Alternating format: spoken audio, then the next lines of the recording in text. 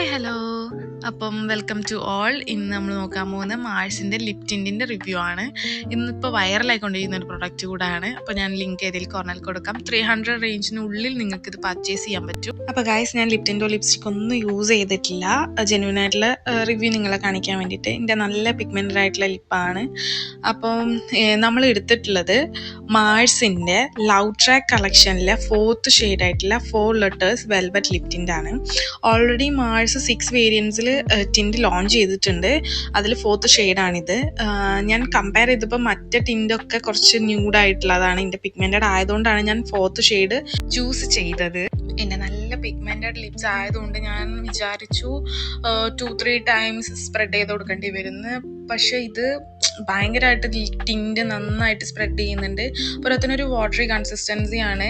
നമുക്കൊരു സ്റ്റിക്കിനെസ്സോ അല്ലെങ്കിൽ കുറച്ച് ഹെവി ആയിട്ട് ഒരു ഫീലും ഇല്ല. ഭയങ്കര ലൈറ്റ് വെയിറ്റ് ആയിട്ട് ഫീൽ ചെയ്യും.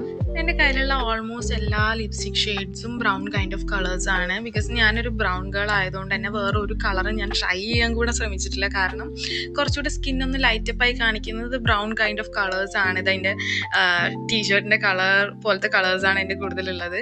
അപ്പോൾ ഇത് ഞാൻ ഫസ്റ്റ് ടൈമാണ് ഇങ്ങനത്തെ ഒരു കളർ ഞാൻ ട്രൈ ചെയ്ത് നോക്കുന്നത്.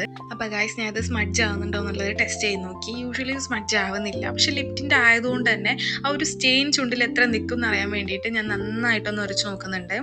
നോക്കുമ്പം എത്ര ഉരച്ചിട്ടും ആ ഒരു സ്റ്റെയിൻ ലിപ്പിൽ തന്നെ ലാസ്റ്റ് ചെയ്യുന്നുണ്ട്.